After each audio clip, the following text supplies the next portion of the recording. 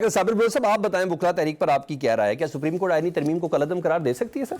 Being a legislator बताएं। भाई देखें, मैं सिर्फ इतनी सी अर्ज करूंगा आपको कि बात यह है कि आप सिर्फ एक चीज़ को साबित कर लें ये कि भाई जो कुछ हुआ है, जो अमेंडमेंट आई है, जो अमेंडमेंट आने वाले हैं, जो आ चुके हैं, बात यह है कि वो कानून के और आइन के मुताबिक है या नहीं है। अच्छा, आप उस पर अपना पॉइंट ऑफ व्यू दे दें।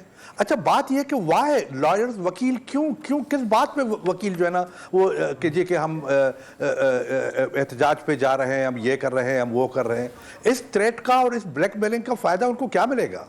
ये एक पार्लियामेंट है, उस पार्लियामेंट का काम है आइन साजी करना, उस पार्लियामेंट का काम है कि 2/3 मेजॉरिटी से अपने अमेंडमेंट को कामयाब कराना।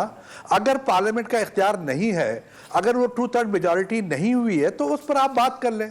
ठीक है, बात यह कि आप एक सिंपल चीज को जो आइन के अंदर मौजूद है, जो आपका गाइडलाइन है, अगर आप उसके खिलाफ खुदा ना खास्ता कोई चला जाता है, वहां पर तरीकाकार तो बिल्कुल साबिर ब्रो साहब बिल्कुल सही फॉलो किया गया। एक तरफ तो तहरीक इंसाफ के लोग हर बात पे जी के हमने बाइकआउट करना है, हमने बाइकआउट करना है, बाइकआउट करके चले जाते हैं। एक तो अनपढ़ लोग हैं, जहां लोग हैं बकौल हमारे दोस्त के जो अभी उन्होंने कहा था कि जी, लेकिन मैं सिर्फ इतनी सी चीज आपको अर्ज कर लूं कि पीपल्स पार्टी के चेयरमैन का अर्थ जी, प्लीज डोंट इंटरप्ट मी और मेरे साथ उस तरह ना करें जो पहले किया आपने।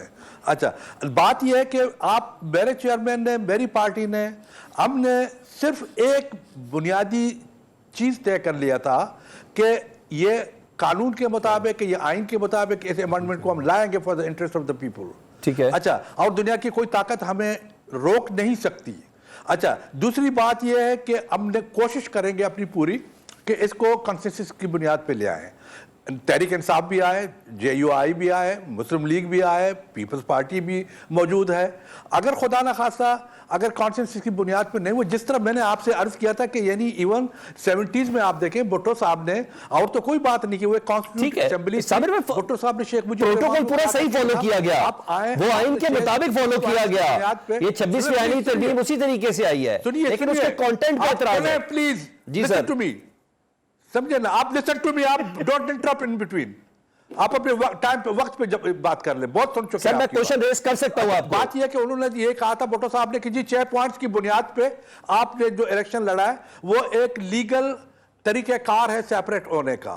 अच्छा, आप असेंबली के बाहर हमसे मिले और कंसेंसस की बुनियाद पे तमाम वेस्ट पाकिस्तान की दूसरी जमातें भी हैं। सर, ये उस तरीके से नहीं हो रहा साबिर बिलो साहब, सब मिलकर ये उस तरीके से साबिर बिलो साहब, मैं सलमान हैदर बात करो, अजहर सदीक बात नहीं कर रहा।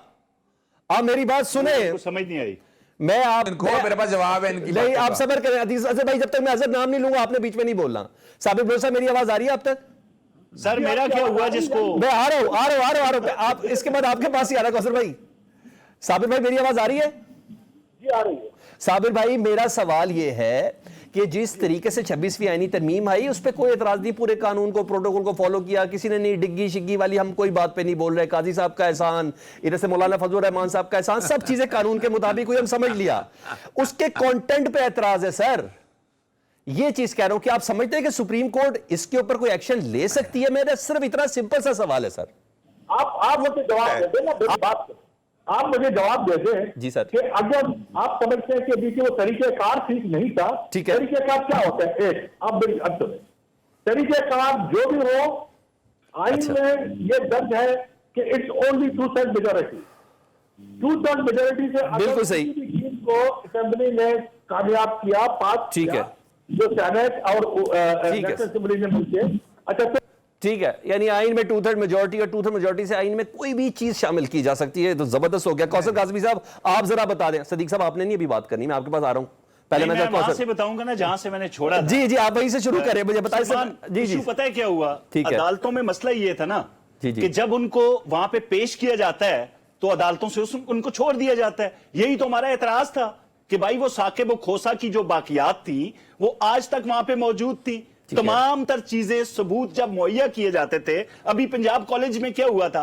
آپ کے سامنے تھا نا جی. جن بچوں نے توڑ پھوڑ کی, جنہوں نے ہنگامہ کیا, جنہوں نے لوٹ مار کی, جنہوں نے وہاں پہ ڈاکہ زنی کی, لٹرلی کمپیوٹر اٹھا کے لے گئے کالجز کے, تو ان کو کتنے آرام سے عدالتوں نے چھوڑ دیا. ٹھیک ہے, تو یہی چیزیں, کیونکہ ہم تو دیکھ کے آئے ہیں برطانیہ, امریکہ, انگلینڈ, کینیڈا کے اندر, وہاں پہ یہ نہیں دیکھا جاتا کہ کوئی ٹین ایج ہے, جب اس طرح کے جرائم میں وہ شامل ہوتے ہیں تو ان کو باقاعدہ طور پر سزا دی جاتی ہے, ان کو ان کے گھروں سے اٹھایا جاتا ہے.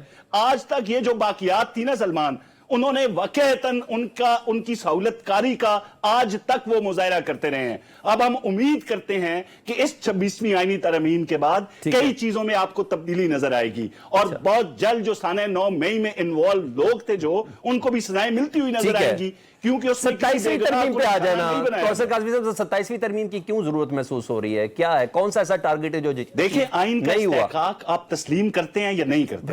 آئین کا استحقاق تو ہے, مگر کچھ بھی کر لیں 2/3 میجورٹی سے کچھ بھی پاس کروا لیں. نہ کچھ بھی. دیکھیں اس کے اب ہوتا کیا تھا 26ویں آئینی ترمیم سے پہلے کیا ہوتا رہا. جو یوٹیوبر تھے جن کا کام تھا جھوٹ بول کے ڈالر کمانا, وہ لوگ کیا ایکسکیوزز تھے ان کے پاس کہ ہم قاضی فائز عیسیٰ کو ایکسٹینشن دینے لگے ہیں. قاضی فائز عیسیٰ کی ایکسٹینشن کے لیے یہ تمام تر ڈرامہ رچایا جا رہا ہے, کچھ نہیں ہوا نا. تو کم از کم معافی مانگ لو قوم کے سامنے آ کے, یار ہم نے جھوٹ بولا تھا.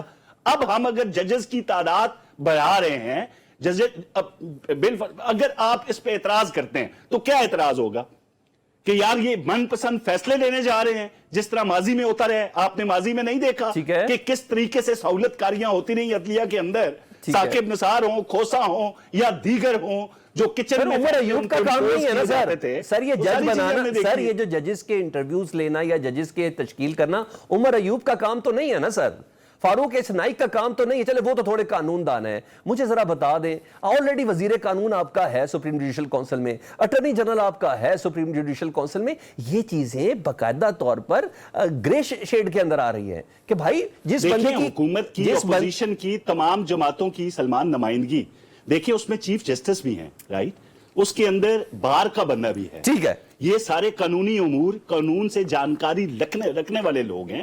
اس میں صرف عمر ایوب یا دیگر انہی کو ہی رہنے دینا سر, پھر باقیوں کو فل کیوں کر گیا نا. میں یہ کہہ رہا ہوں انہی کو ہی رہنے دیتے نا سر.